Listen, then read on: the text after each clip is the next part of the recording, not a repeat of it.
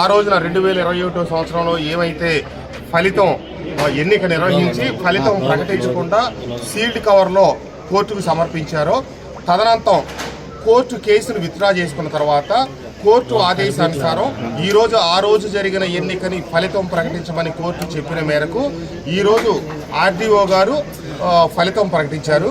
దాంట్లో ఆ రోజున తెలుగుదేశం పార్టీకి 16 ఓట్లు, వైసీపీకి 15 ఓట్లు రావడం జరిగింది. అదే ఈరోజు ప్రకటించారు.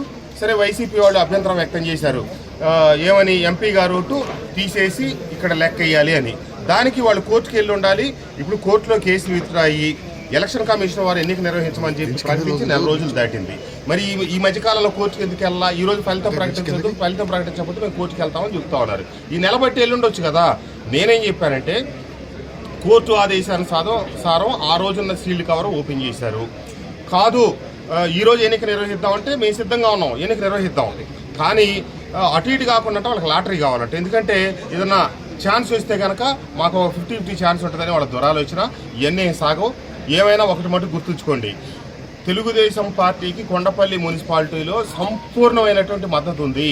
దాదాపుగా 30 గాను 20 పైచిలకు 2 వంతుల పైన మెజార్టీ మాకుంది. ఎందుకంటే నాతో పాటు ఒక 5-6 కౌన్సిలర్లు ఇటు తెలుగుదేశం పార్టీలోకి రావటం, వైసీపీ వైపు కొంతమంది కౌన్సిలర్లు మరణించడం ఇత్యాది కారణాలు ఉన్నాయి. ఇక్కడ అసలు ఏ రకమైనటువంటి కన్ఫ్యూజన్ లేదు. ముందు మొన్న వారం 10 రోజుల క్రితం ఒకసారి ఎన్నిక జరుపుతామని వాళ్ళకున్న సాంకేతిక కారణాలతో ఆ ఎన్నిక నిర్వహించడం మళ్ళీ కొద్దిగా ఆలస్యం, మళ్ళీ నోటీస్ ఇచ్చి ఈరోజు నిర్వహించారు.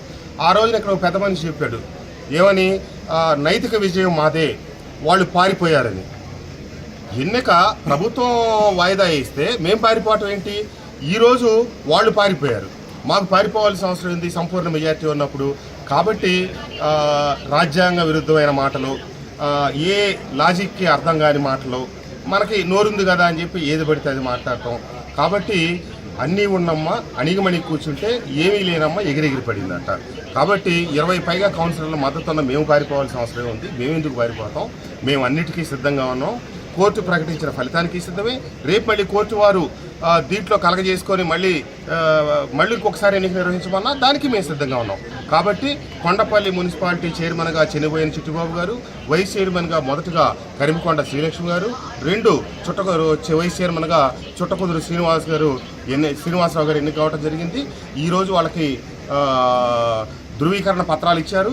అట్లాగే ఇప్పుడు మరికొద్ది నిమిషాల్లో ప్రమాణ స్వీకారాలు కూడా చేస్తా ఉన్నారు. ఈ రోజు నుంచి పాలక పగ్గాలు తెలుగుదేశం పార్టీ కౌన్సిలర్ చేతిలోకి వచ్చింది.